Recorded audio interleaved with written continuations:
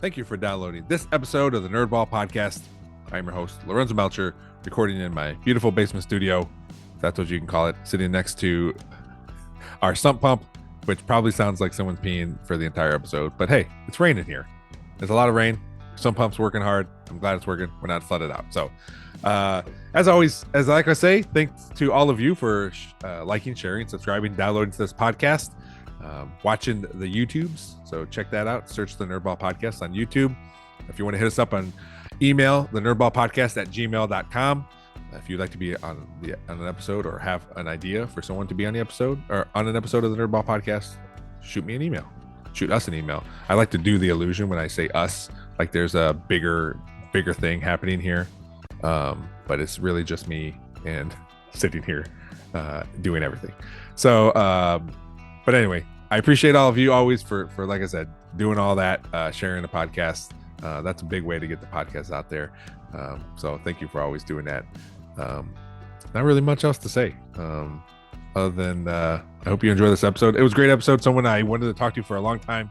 It was great for her to come on here and learn all about her. So again, thank you all, and enjoy the episode. Hello, my name is Beckie Demars, and this is the Nerdball Podcast.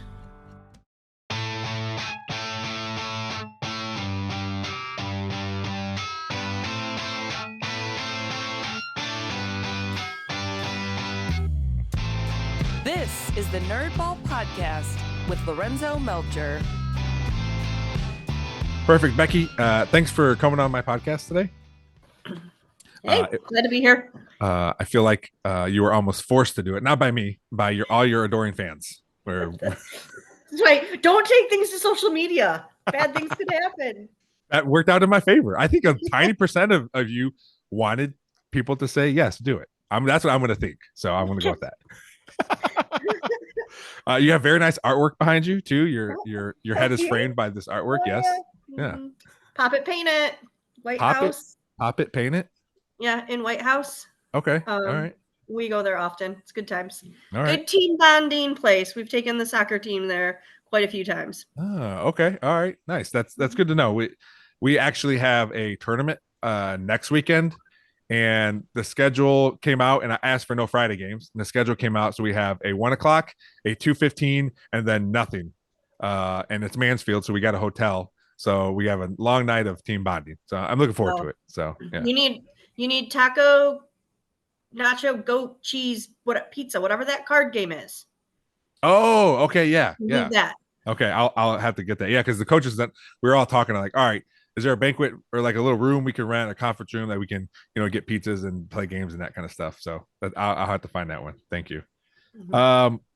So the first thing I always ask people is, what is something you nerd out about, something you're really into, a hobby, something you've been doing for a while, or something you just started. It just can't be like your work, just something that kind of gets you away from that, and just lets you decompress, or if you like to read or whatever, some hobby of yours. I do nerd out about books. I have a separate Instagram account just to talk about books. Really do. Okay. There's a whole world out there. It's called bookstigram. And if I was cool enough to have TikTok, I would be on BookTok, but I'm not that cool. Are you not that cool, or you just don't want to get sucked into the app of TikTok? Why do I need one more social media app? Like, I just don't. I tell you what, that is my favorite one. I rarely go on Facebook anymore. It's mostly to do this, promote this podcast. I use Instagram to same thing. Like, the only thing I really scroll through is TikTok. I'm 80. I watch the TikToks 2 weeks later on Instagram as a reel. Yeah. All right. So books, is that something as a little kid you were into reading, or is that something you developed as you got older?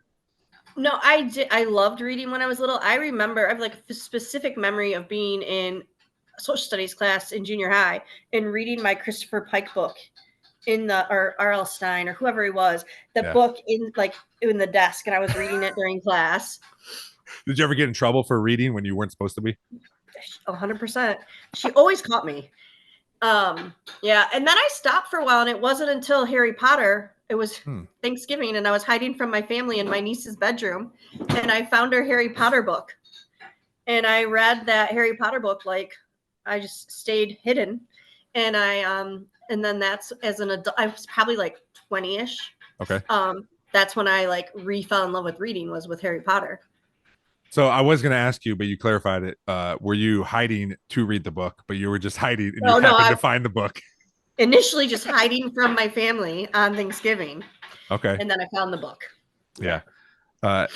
Have you passed that love of reading onto your kids? Like, yes. Or are you trying to, or has it succeeded? I didn't really think it happened just organically with them. That, I mean, I read to them all the time when they were little, and I lucked out and we found great books. We would do, when Tobias was little, he went through a phase where he was obsessed with the alphabet. Yeah. So we would go to the library and we would have to get a book we'd get 26 books out. One that started with A, one that started with B, all the way through. And let me tell you, it's hard to find books that start with X. So we had to become creative with that one. And yeah, we would come home with a tote bag of books, and Ryan would always be like, you don't, like, people don't normally get that many books out. And I was like, those people aren't right, so it's fine. Yeah. That was one. Yeah. Well, that's good. That my kids like to read too, which is good. I like to read once I became an adult. I got on ADHD medication and I read all the Dan Brown books, and then I got off the medication, but the reading part of it stuck. Like, I don't read as much now. I just don't have as much time, but I do enjoy it. Now it's a little more specific, like sports, or I finished a book about what was that baseball manager?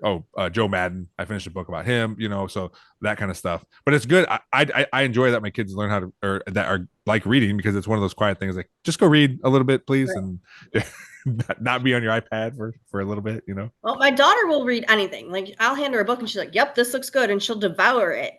Now, my son, it's like you have to find the right thing. But once he finds it, he's all in. So, but like, I'll give him like 5 books, be like, here, pick one. This looks horrible. This looks horrible. This looks horrible. And then he starts reading one. He's like, this book's fantastic. And I'm like, yeah, I know. So, do you hope that, all right, he likes this book and there's 14 other of these books, then we're good for a while? Or do they both plow through them pretty quickly? JJ plows through books, but since I have a problem, she definitely has a bookcase full waiting for her. Okay. And then, like, Tobias, like, currently just fell in love with Gordon Corman, and he's written like 40 middle school books. So I just we were at potentially when we're out of town, I always Google locally owned bookstores.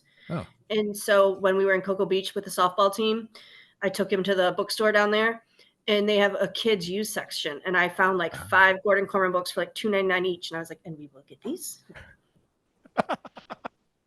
My son was into what is that? Some sort of dog man. Oh, Dog Man. Yeah, he was into those. He has all of them on his bookshelf. He's a little old for him now, but he has all those on there. So we were trying to find him like older books for him to read, and then he started reading Secret Treehouse or Magic Treehouse or something. Treehouse, yeah, he started reading those. So and there's a ton of those.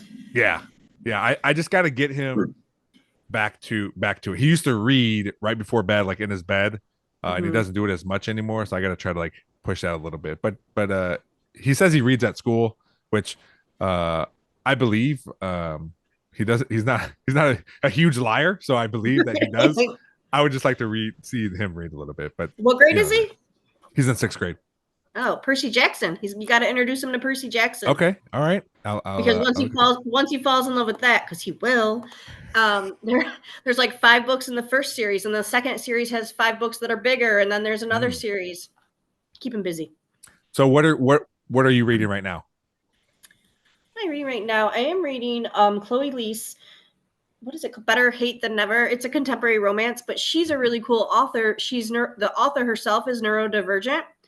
And so all of her books have characters in them that you don't see a ton of in books, whether it's ADHD or autism, or the character in this book suffers from migraines, and there's a lot of kind of people often will, like, oh, you read contemporary romance. And I'm like, sure do. Like, the world's crazy and depressing. Like, I'm going to go read a happily ever after book.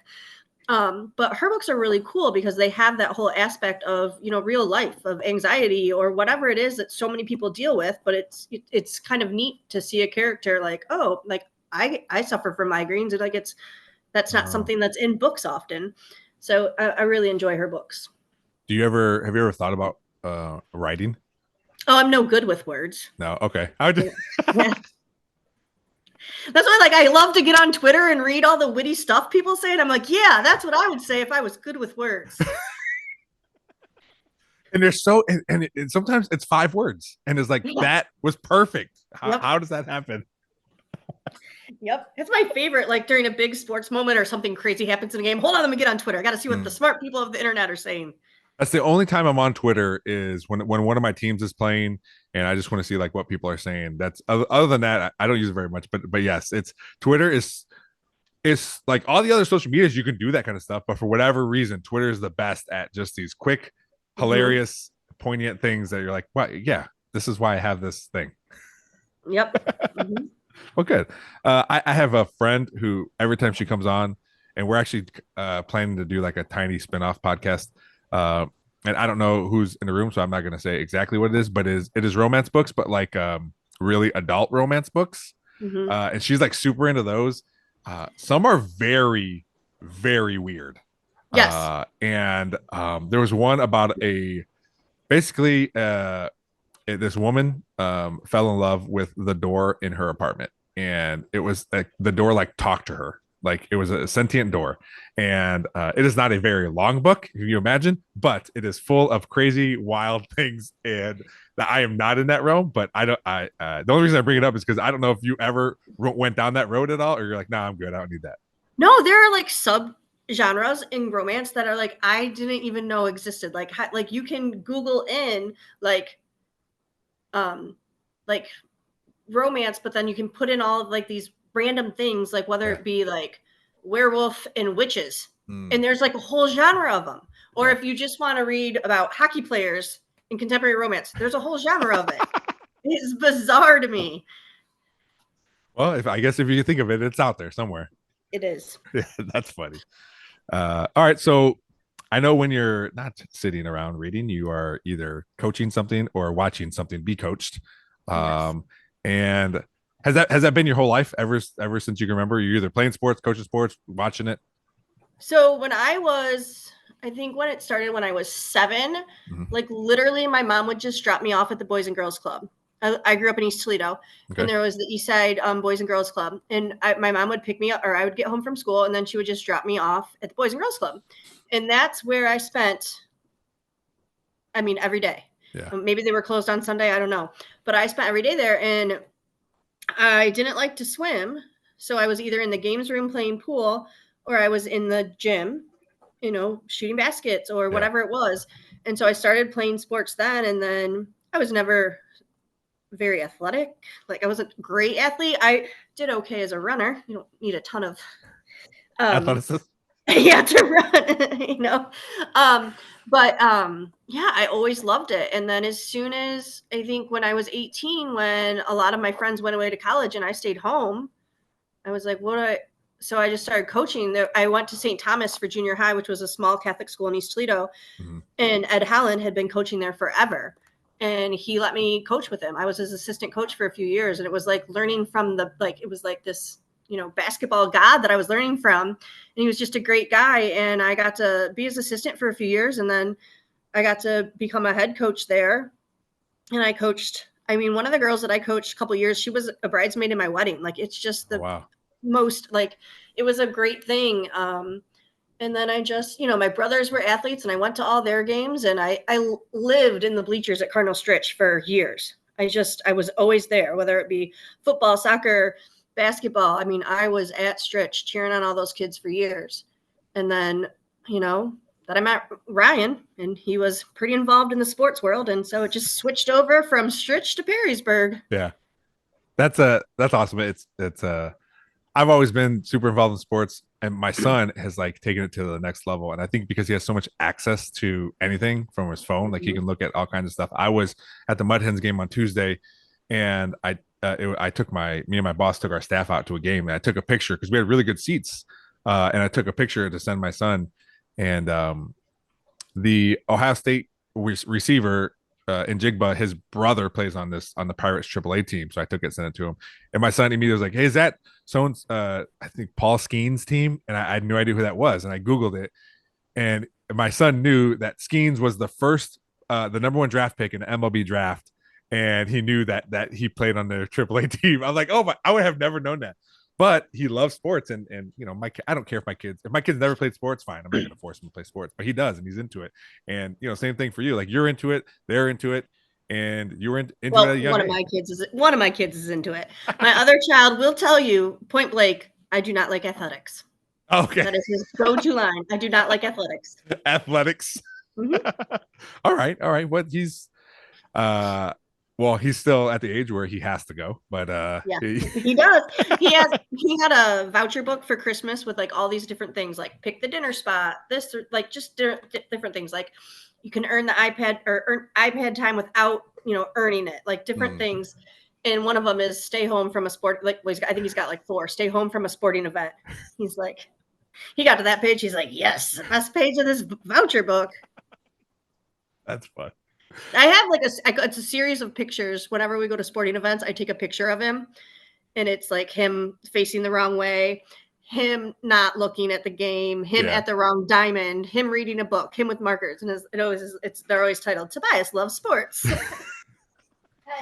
He goes, he really doesn't. Yeah. Well, I mean, he has this thing. As long as I always tell kids, as long as you got a thing, and it gets you doing something.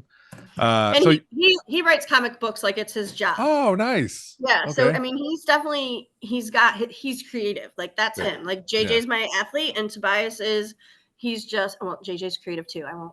But I mean, he is.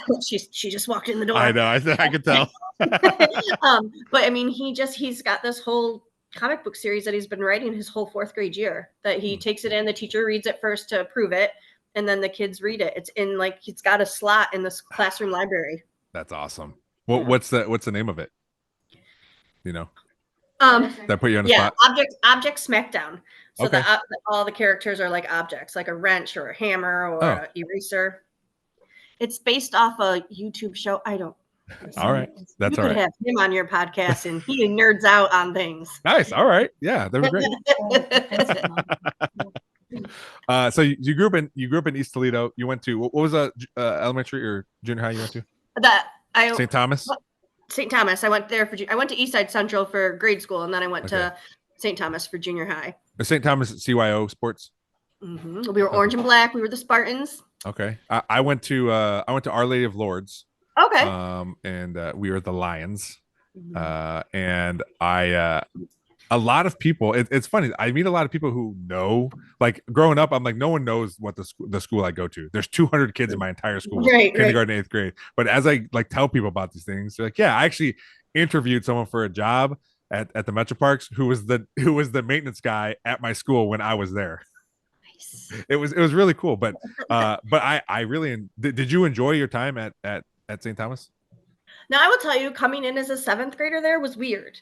Sure. Because 200 kids at the school, K through 8, they've been together since kindergarten, and here comes this kid in 7th grade, and it's like, so it was a weird adjustment. But once I was there, I loved it, and those people took me in, and I mean, still Amy Spatz, still to this day, is one of my best friends in the world, and she was, my friend that I made there, and yeah, it was a good experience. And like I said, coaching there, when I was at school at Owens, I worked as a lunchroom mom when I was 20 at St. Thomas, because I had classes at Owens at 8 and 9, and then I had this huge block, and I didn't have to be back till 3.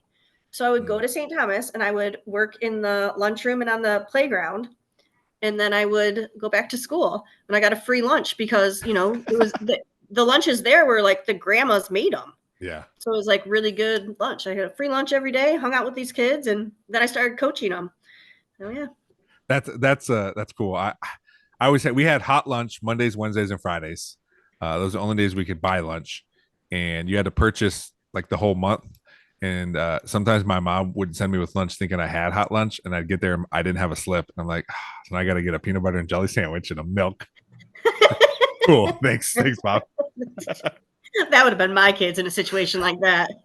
PB&J and milk all the time. Yep. My son buys school lunch every day, and it's weird to me because I went to Our Lady of the Lords where I had to pack for the most part. I had hot lunch every once in a while, and he's just eating. And then we found out, what'd you have for lunch today? I had a chicken sandwich and a bag of chips. And then I went up and bought this extra thing and this other thing. I go, dude, you can't have two lunches. Like, you got to eat your lunch and then just be done, please. But like that's like a common occurrence. Like I have friends all the time. They'll be like, "Well, I checked the lunch account, my kid's lunch account, and there's nothing on there. Apparently, she's been eating breakfast every day. Like she would eat breakfast at home and then get to school, and because breakfast at school, if it's donut day, she'd go have the donut. Yeah. Yes. Yep. I have multiple friends that their kids have like abused the extra breakfast, or they like go to lunch and they now at Frank we can't. The kids can't get an extra. They can't go back up and get extra. But I know at like the junior high and the high school they can. Yeah. And definitely kids will be having. Wow, that was you said Beckie. Yeah, eat it, get it. The kids will have two lunches, and you'll just hear the parents like, "You can't do that." Yeah, Tobias only buys on Thursday because chicken nuggets only for him. Yeah, Lillian packs. She goes to Woodland. She packs just because she's very picky. But Andrea, my wife's pretty good about getting certain things. Like she likes she'll get tortillas and put turkey in them, make turkey wraps. Lillian loves sprinkle cheese. We call it sprinkle cheese, but it's just shredded cheese. So she'll just put a cup of cheese in there. She'll eat it. Like she's very particular. Eat cheese like that. Yeah, and she'll just like if we're having tacos, she'll put on a taco and then take a scoop and just dump it in her mouth. I'm like, all right. Now, but Tobias want to eat string cheese for the longest time. Like even if I got like the Colby Jack string cheese, he's like, well, I'm like, it's shredded cheese, just not shredded, buddy. You eat it. It's less messy. Yeah. There's still a bunch of string cheese. It's probably expired at this point because, and I'm sure the same thing. Like your kids get into this one food, so you're like, all right, cool, I'm gonna buy a bunch of it, and then they stop eating it after you purchase a Costco amount of food. Right. Cinnamon Toast Crunch. Anyone like Cinnamon Toast Crunch? Because we have a whole Costco just sitting there, Tobias. I don't eat that anymore. It's always fruit too. Like they'll go through bananas like crazy, and then you'll buy a bunch, and then no one eats bananas, and we got to make banana bread. Like, okay, guys, come on. We do have a rule though. You can have a snack, whatever the snack is, and then if you want more, if it's a fruit or vegetable, you can have more. But my son refused. Well, he eats some fruits and vegetables. My daughter caught on pretty good, and she eats a shitload of fruit like all the time. Can I have 3 cuties? Like, didn't you just have an apple? But you said, I'm like, okay, just have 2 instead of 3, please. Like, she loves fruit. That'll be Tobias. I'll look over and he's on his 3rd yogurt. I'm like, it's not really necessary to eat 3 yogurts in a night, and that was going to be in my lunch tomorrow. But thank you. They try to get, is yogurt a fruit? They say, is it? No, yogurt's not a fruit. But it says strawberry on it. Yeah. Yeah. What kind though? It's not. I don't think so. Not. So you talked about your first coaching gig when you were what? 18, 19? I was like 18 or 19 when I was assistant coach under Ed. Yeah. Yeah. I got my first coaching job. I was assistant coach when I was 17. I coached 17, maybe 19. My youngest sister at the time, played for a Perrysburg travel team, and she played for the Irish, and I was assistant coach. I had no idea what I was doing. I was just out there, and I was having the head coach tell me what to do. She was the head coach of the Irish. She seemed like she was kind of a big deal. Her name was Dee, and I can't remember her last name. But wherever we went to games, like it seemed like all these people knew who she was, and I didn't know. But then now that I coach softball, that's just a thing. People just know like each other, and which is a cool thing. Like I like that. Also, I know who, like, you know what, I do know you, and we'll play this game, and I really don't want to talk to you anymore than just playing this game. Which I'm sure you've come across in your coaching career. When my youngest brother is 11 years younger than me. When he was in 7th grade, I think it was, I started a track team at St. Thomas because they didn't have one. And we in St. Jerome's had one at the time, which was in Walbridge. And I knew the mom that ran it. And I was like, hey, can we kind of do this together? Because I want to have the opportunity for these kids. And my brother, I was like, you could do high jump. And so another friend, her stepdad was like the high jump coach at Start. So I took my 4 high jumpers to Start one day, and he worked with them. And I was like, all right, because I don't know anything about high jump. How can I coach high jump? Right. Yeah. That's when I'm here doing it. And then at the CYO Diocesan Championship meet, it was at Central Catholic, and my brother's doing high jump. I have no idea. I literally no idea about high jump. I was a runner, but by this point, it was like the 4th or 5th meet of the season, and I knew that the Blessed Sacrament kid or wherever, he won the high jump every meet. Mm-hmm. So I just stood and I watched him, and I would listen to what his coach would say, and then I'd go over to my brother, and I'm like, Jacob, this is what that coach says to his kid. Do this, okay? Yeah, Jacob won it. And I was like, thank you, Blessed Sacrament coach, for coaching my brother to the championship. Like, I'm the best coach ever. Thank you. Thank you, random man. How'd your brother take you as his coach? Was it fine? He was fine. Yeah. He liked me much better as his coach than he ever did as the person trying to help him with his homework. Okay. Well, it's a different environment, it's it lends itself to probably that. Yeah. I remember I used to coach a junior high track and or a shot and disc, and I remember one coach coming up to me and they're like, how do you get your throwers to glide, like do the glide? I'm like, I make them. She goes, oh, you make them do it? I said, yeah, they have to do it, otherwise they don't throw in meets, and I don't let them throw. Oh, all right. Like, wait, you're their coach. Like, make them do things. Like, it was like, it's never happened before. And she's like, okay, all right, thanks. Like, I don't know. Like, that's all I know. Like, yeah, they do it because I make them. It was a weird conversation. I didn't expect that. Yeah. Part of coaching. Yeah, I guess you get into coaching to some maybe not coach. I don't know. You're a babysitter, I guess. I don't know, but it was fun. I think at some point I'll probably get back into. I did like shot and disc, but once I became a varsity football coach, I just wanted to focus on that. So it was. It takes a long time. Yeah, but now I'm basketball and softball and doing all this other stuff. So I don't think. I know I miss coaching track. That was fun, just and that was crazy. But like to be able to have like if I could just coach the middle distance runners where I actually knew what I was doing, that would be better. But we did all right in the high jump. So when you just said, hey, we don't have a track team. I'm going to start one. Like that seems like a big undertaking. I mean, I was like 24. I had all the energy in the world. I didn't know I was clueless. Honestly, Lori Omling, amazing woman in Walbridge, an amazing person at St. Jerome's, who also, by the way, makes the best chocolate chip cookies in the world. She was just a saint. I just said, I want to do this for these kids. And she had been doing it at St. Jerome's, and she basically just kind of took me under her wing and let me do it.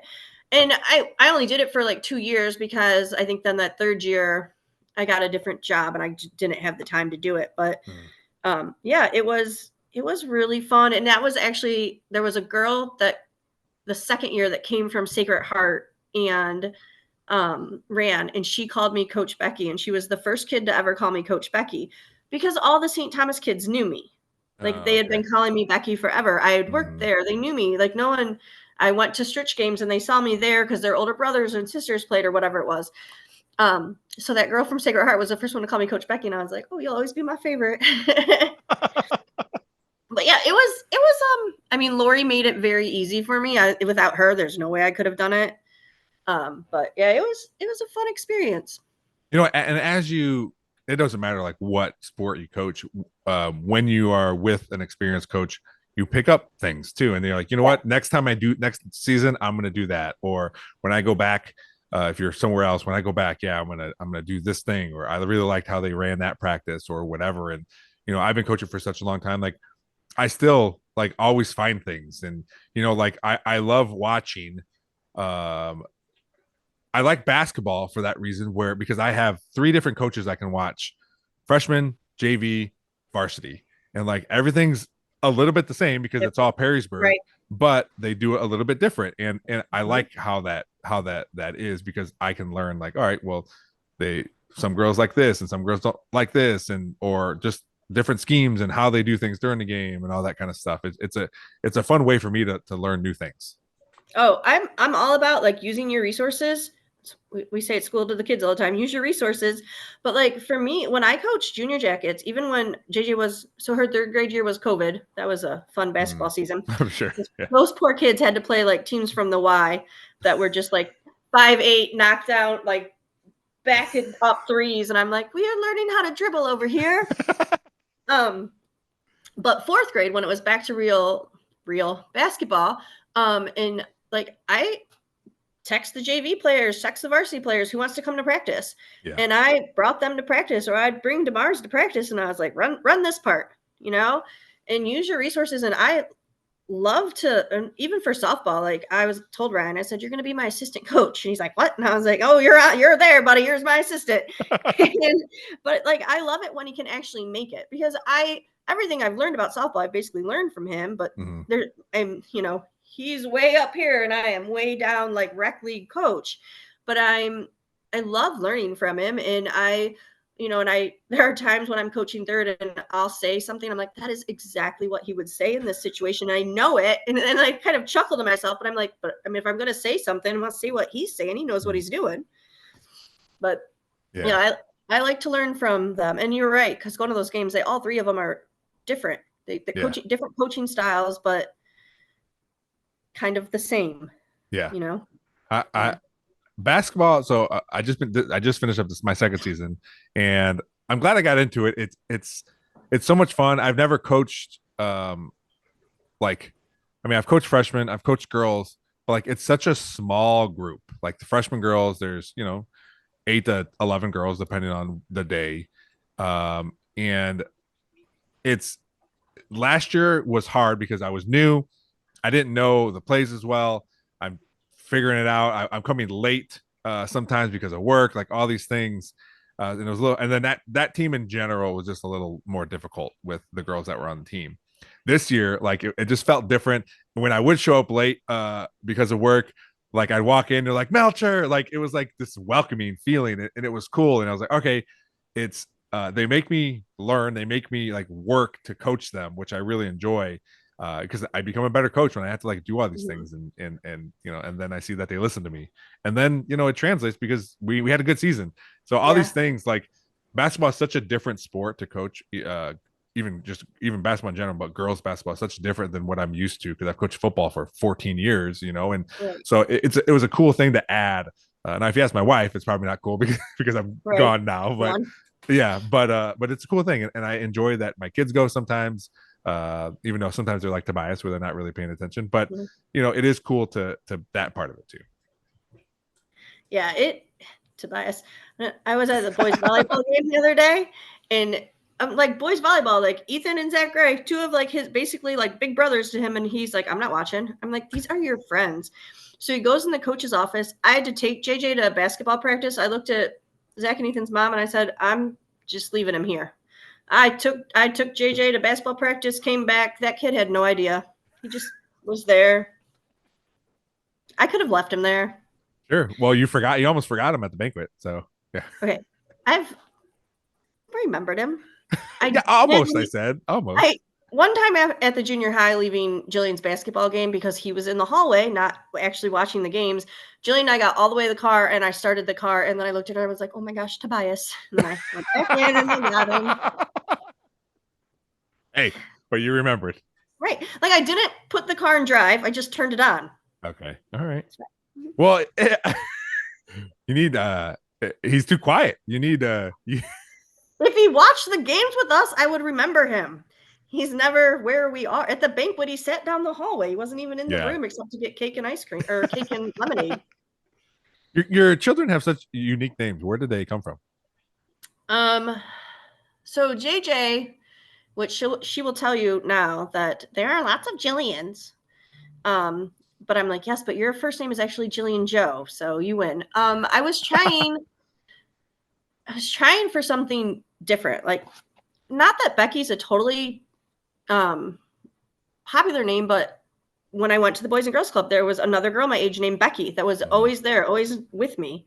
And then when I got to junior high, there was another Beckie in that tiny, small St. Thomas. There was another Beckie. And then in high school, in my class, I think there were 3 or 4 of us, but one of them was a really good friend of mine, Beckie. And I'm like, oh, can I just have a name that's not the same as everyone? With all those Beckies, did you have a nickname? Especially with your... Discuss that. No. Is that Eastside Becky? No, when I was little at the boys club, I was Wacky. Okay. I was Wacky. And then when I got to St. Thomas, the very first day, This girl looked at me and she said, "What is your name?" And I said, "Beckie Brenneman." And she said, "Did you say Becky Barnyard?" And No. oh, it stuck. Was it whole Beckie Barnyard or was it just oh, Barnyard? oh, I was Becky Barnyard for 2 years. Oh my gosh. Mm-hmm. Yeah. But in high school, I didn't have a nickname. It was just Okay. Becky. All right. Yeah. Well, you at least you shook it until this comes out and your friends see I know. it. So. Becky Barnyard. So No, anyway, but so Jillian Joe. Jillian, I was just trying to look for something, and I was like Googling names, and I was trying to find names that weren't super popular. And she was gonna be, I think the other option was Anastasia. Oh. And then I don't know. It was after, I don't know. I was delirious when she finally was born, and they're like, "It's a girl," and I was like, "Really?" And so, and then Jillian Joe, and then she's JJ. Has it always been JJ, or do people call her other things? So she was Jillian Joe forever, and then her first year of preschool, I told the preschool teachers, I was like, I want her to write Jillian Joe. So she was Jillian Joe. And then her four-year-old preschool, they asked before the year started, and I asked her, which my mistake, and she was like, JJ. She's probably sick of writing Jillian Joe out all the time. Yeah, a couple J's, I'm good to go. Yeah. So that's when she became JJ, and then that's just all it is now. Mm-hmm. Actually, I called her Jillian Joe maybe at softball practice the other day, and someone like looked at me, and I was like, "That's actually her name." You gonna name this child JJ? Yeah. And then Tobias was his name is Tobias Robert, his first name. When I was pregnant with him, I could not come up with any boy names I liked, and it was down to Theodore or Tobias. And then my mom told me that my brother named his dog Theodore, and I was like, "Well, I'm not naming my son that then." Yep. So I only had Tobias, and I was like, "I hope this kid comes out and looks like a Tobias." But that, you know how people have great stories like, "Oh, it's my grandfather's name," and blah blah blah. It's from NCIS. Okay, that's all right. One of my favorite. I love NCIS. When Tobias was a character on there, and I was like, "Oh, I like that." And then Robert is my father-in-law, and then Ryan's middle name, and then his middle name is Jeffrey, which I had 2 dads growing up. My mom got remarried when I was really young, so I've just always, that was fun too, freaking out people. I'm like, I have a mom and 2 dads. But both my dads were named Jeffrey, and both of them were spelled Jeffery, which is not the normal way. Mm-hmm. So yeah, he's named after my dad's. Nice. Okay. That we when we named our kids, we never I don't think we thought of unique, looking for unique names. Especially my daughter's name is Lillian. It's not like that's like a unique thing. There's a lot of Lilies, I'll tell you that, which I'm assuming they're Lillians also, but we don't call her Lily. We always call her Lil or Lillian. And some people call her Lily, and I cringe a little bit because I don't like it. And she doesn't. If I look at her, she doesn't even look like a Lily at all. Mm-hmm. Like you're Lil or Lillian, but it's her name. I gotta leave it up to her. I can't fight that battle. I can only do it so much, and whatever, it is what it is. And then with our son, see, my kids know, like, she's not Jill and he's not Toby. Yeah. And we were at church years ago, and Jillian and I are walking out, and the pastor, who I love and was like a grandfather to my kids, we're walking, and he says something, and he said Jill and JJ, and I just stopped. And we're like, "Do you correct the pastor? Like, what do you do here?" And we're like, but we both just stopped. And so Dennis was like, "Well, I feel like you don't go by your guys' reaction." And we were like, "Nope, she's Jillian or JJ." And he's like, "I am so sorry." Again, see, I can't hide my face. Like, people just know how I'm feeling. Hey, so, sometimes that's good. I mean, it definitely can get you in trouble, but in that case, it worked out. You didn't have to say anything. Yeah, he just knew. Yeah. Yeah, I came up. I call my daughter, and she's only 9, so she's not embarrassed by me yet. But I call her Lil Bill all the time for whatever reason. I don't know. Ever since she was a baby, I call her Lil Bill. Even I always used to. I tell her now, like when she's walking across the graduation of high school, they'll say Lillian Billion Melcher, and she's like, "Dad." But I don't, and sometimes it would be on a softball field. I'm like Lil Bill, and she's like, again, she doesn't get embarrassed by me yet, so I still got time, but then it'll just get more fun for me because I get to embarrass my child. So, I don't know. I love embarrassing kids. It's like like it gives me joy. Like yesterday I had to pick JJ up from HPI at 4 because she had a meeting. And as I'm sitting there, I'm watching some of the boys volleyball players walk in. And I'm like sitting there like, oh yeah, I get to embarrass Zach and Ethan. Oh, and I'm just waiting. And then I see that they were already there. And I was like, I was devastated because it was such a missed opportunity of like me embarrassing these high school kids that are used to me, but they would have probably just kept walking and been like, yeah, hi Becky. But I live for it.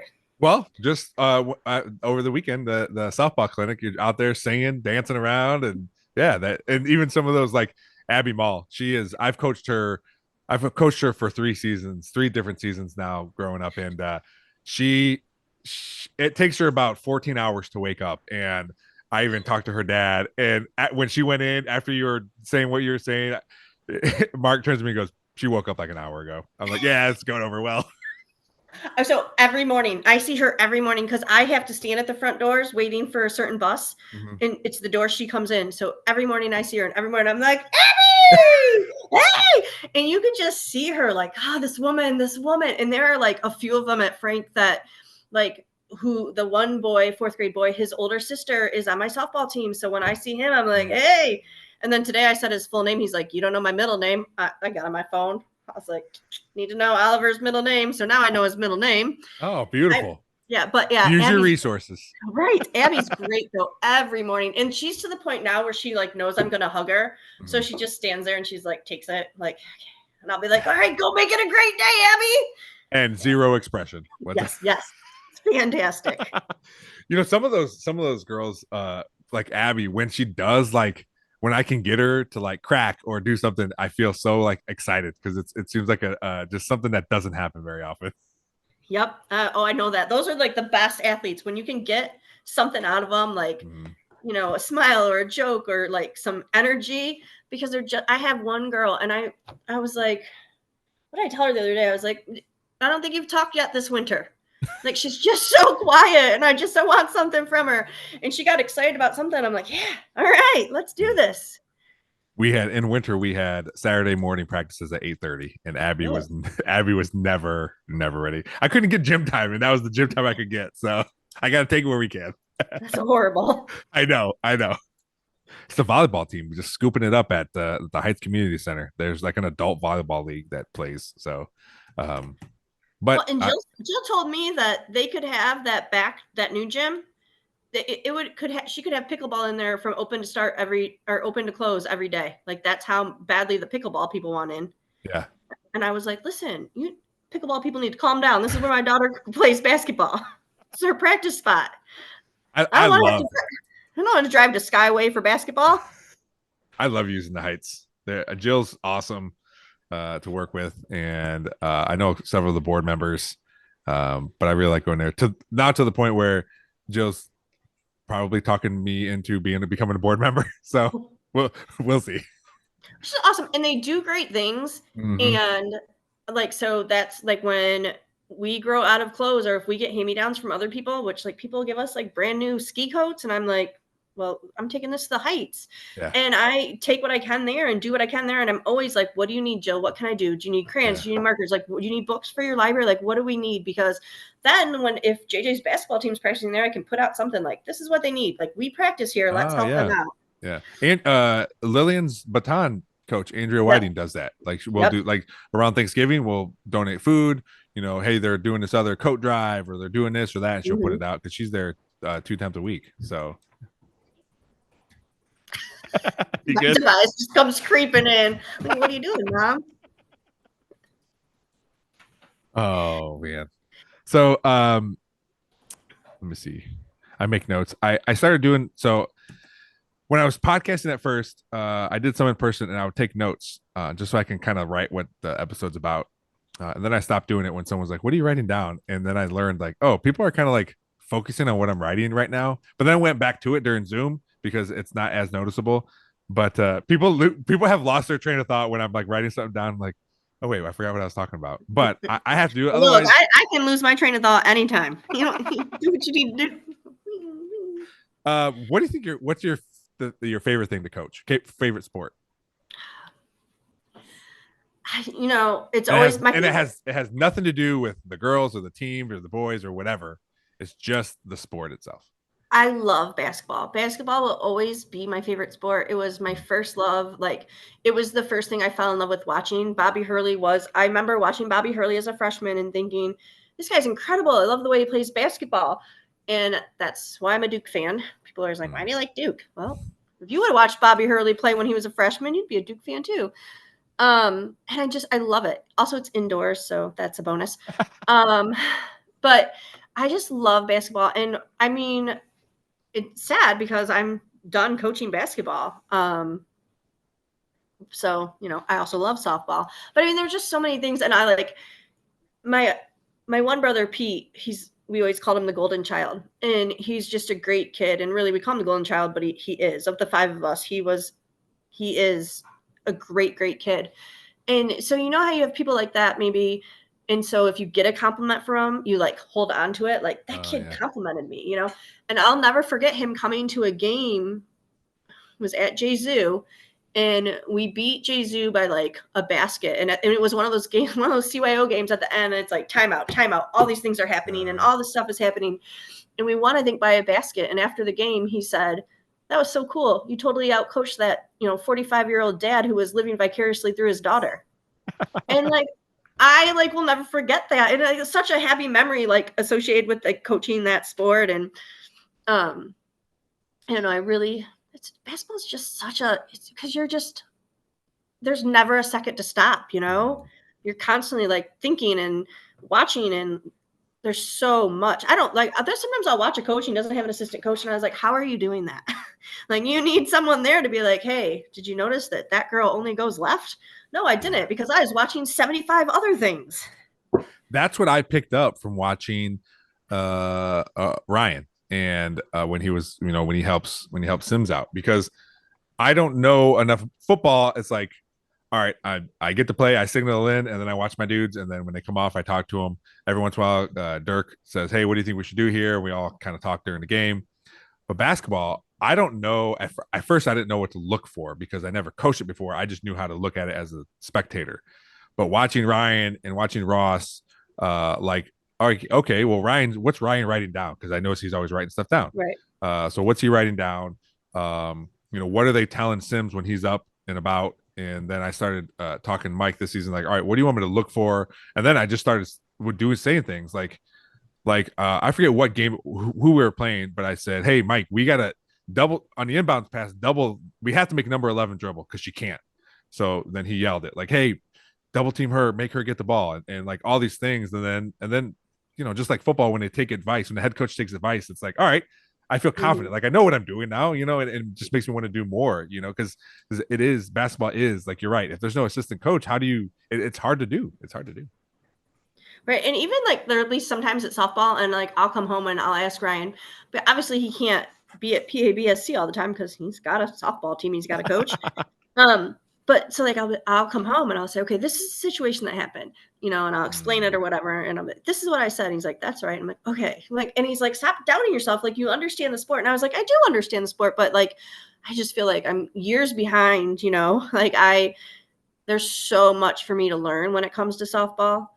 And a lot of these kids on my PABSC team, they play travel, but there's others that don't. Like, this is it. This is their softball. And I want to make sure that they're getting the best that they can get. And, if these kids the girls on this team are 5th, 6th, and 7th, at this point, they probably, might never play travel. Like, that might not be the route they take, but they might want to play in high school. And this year we only had 24 girls or something come out for the high school. So we need all those PABSC kids to keep playing and to like it, So I'm there trying. And, and we have fun. The one girl on my team, her name is Caroline, and they call her Carol. And when she goes up to bat, they sing Christmas carols the whole time. The softball cheering. Mm-hmm. Let me tell you. So the one, speaking of coaching softball, I know I'm very limited in my softball knowledge. Like, I know that. I always and I let my staff knows I I've only been a head coach. I've never been an assistant coach because, as you're well aware, no one wants to be the head coach. There's a million assistants. So there's 4 assistant coaches on my current softball team. So, but I tell them what I am good at is managing parents, getting information out, like controlling the team. Like I can do all that stuff, but I know like one coach is really good at running practices. So I'll tell him, all right, we're gonna do a hitting practice today. Can you set these drills up, all that kind of stuff? All right, I have one who's the pitching coach and he does all the pitching and all that kind of stuff. And during games, I hardly ever yell and talk because I love game changer. Like I like doing game changer. So I keep score and I let them like run the game. And I'm not a base coach, even though I really like doing it, but I got a first base coach and a third. Like I know my limitations and what I like to do. And I have enough coaches where I can spread all that out. And I think that's important too, because sometimes people can be head coaches thinking they know everything, and everyone doesn't know everything, but you need help. And much like we talked about having assistants in basketball, it's the same thing in other sports. Like you got to trust your assistants and have them be able to do these things without. Oh, and I mean, you never stop learning. Like Ryan's putting on a coaching clinic for PABSC, and I'm like, JJ has basketball that weekend. I'm like, I'm not gonna be able to go. And because I want to go, I want to learn, I want to be there. And even though I could probably sit in on any practice I wanted, like I want to be there. I want to hear what he says. And and I was kind of bummed out about the softball clinic really, because like there were no 14U PABS. There's one 14U PABSC player there. Really? Yeah, it bummed me out. Like why aren't they there? They should be there. Like they're the closest ones to high school. And like we gotta be there. Like this is such a golden opportunity. But I was happy for all the little kids over there because there were a lot. But yeah, my assistant coach, Ryan Hafner, is like the quietest, calmest, nicest guy. I coach his daughter. Yeah. Oh yeah, you got Molly. Molly, yep. Who's not calm and quiet. Riley is though. I've got the quiet one. Oh, okay. But so I always say like it's such a great balance. And he basically, we were at a meeting and I was like, I'm gonna need you to be my assistant coach. And that's how he ended up my assistant coach. I didn't really give him much of an option.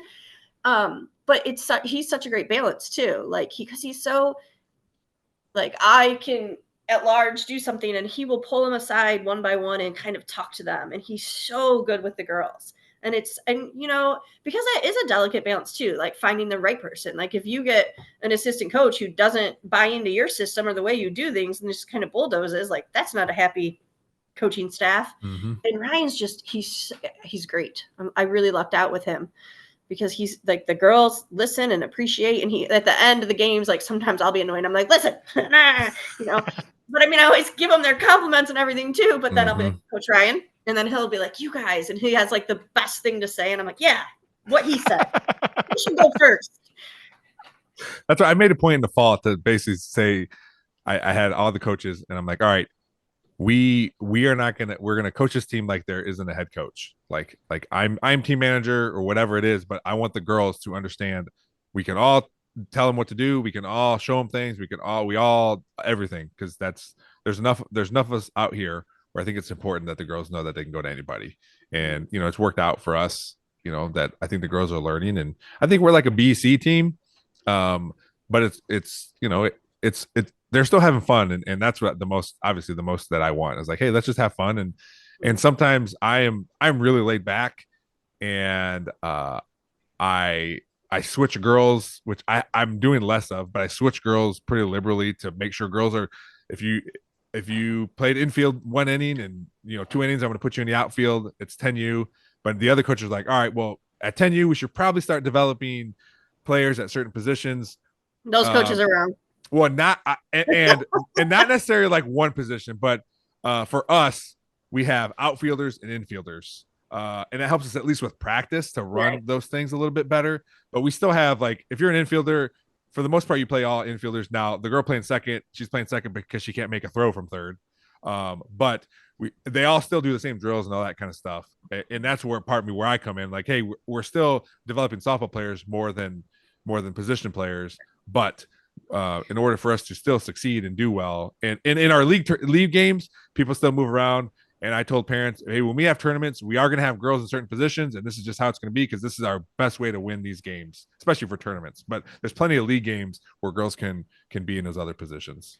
Yeah, I move mine around, and it's funny too because I'm in the fall I was like, I want you to write down your top 3 positions in order, and to get it back, and I'm looking, I'm like, well, listen, not everyone's going to get to play second base, like, but we're to the point now where it's like these 2 kind of really like second, and these 3 really like first. One of them happens to be a pitcher though, so if she's pitching, those 2 kind of go back and forth, and but everyone plays outfield because you got to at least have an inning out there. Yeah. And but it'll be funny too because I'll be like, all right, well, something happened this last game, I think, or no, it was the first game of the season, and one of our girls was coming from volleyball and she got stuck in traffic.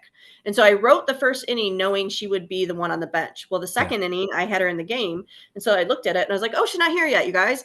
Who's more comfortable playing short? And the 2 girls were like, I was like, all right, Kyla, go back. So I just put my girl that always plays short because I was going to give her a chance, someone else a chance to play there. But like this weekend or this Friday, if we have a game tomorrow, our normal shortstop won't be there. And so I said to JJ, I said, maybe you could play short. And I said, it's a shorter throw than 3 because she airmailed this throw. She played third the other day because she says she likes it. Yeah. And so I put her there and she just airmailed this throw to first. And I was like, oh, girl. So we're in the car and I was like, maybe you could play short. It's a shorter throw. And she's like, Mom, it was one throw. And I was like, mm-hmm. Yeah, the hardest part for me is making sure the girls that sit the bench don't constantly sit the bench. Like that's the hardest thing is good because I keep track, so I make sure throughout the season it balances out. Now we do have girls that are better that just won't sit as much. They're still going to sit, they just won't sit as much. Also, it's very hard to plan when I have 12 girls on my team. So it's hard to plan too, like, all right, this inning, and then it throws it all off when we have a pitcher doing really well. I'm like, all right, well, let's just keep her in one inning. Now I got to like adjust all these other things on the fly, and but that's my job. That's what I do. But it's hard to. That's the only thing that's in my head always is like, all right, these girls deserve to play. Their parents paid their money and they're at practices. I gotta like manage all these times. Oh, the girls will look at my paper and they'll be like, I don't understand this. And I was like, nope, that's my brain on a piece of paper. There's no way you can understand that.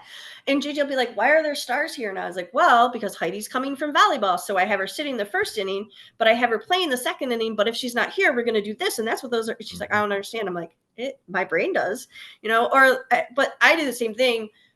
Well, this spring I decided, because in the fall I only had 2 pitchers. So I would pitch one for 2 innings and pitch the other for 2. And I decided we're going to just ride them for 1 game. We're going to play 12 to 14 games this spring. So Kate was pitching 1 game, and Kate Patterson? I do, yeah. Phenomenal kid, just phenomenal. And so she was pitching and she was looking at something and she was like, and I said to my other pitcher, I said, now you'll sit this inning in case Kate here falls apart and we need to pull her. Kate goes, I'm not going to fall apart. And she's great. And she didn't. She came out and she's like, I didn't fall apart. And I was like, you sure didn't, Kate? High five. But well, I'm finding with my 10U pitchers is that 3 innings is like usually the limit. Like the 3rd inning is, if it's great, then they're done regardless. And sometimes they just don't make it through. And that's where it is. So I plan for 2. If they're doing well, we'll go to that 3rd, and then we'll make a decision either during the 3rd or after the 3rd. But it's always that 3rd inning. Well, and I always say I'm too competitive to coach PABSC because I'm like, let's put the best players where they're. But also I know we got to move around, so we do. It'll be funny too when I put my tell my shortstop, I'm like, all right, you're playing left field, and she'll be like, okay, she gets nervous, she's just so comfortable playing short.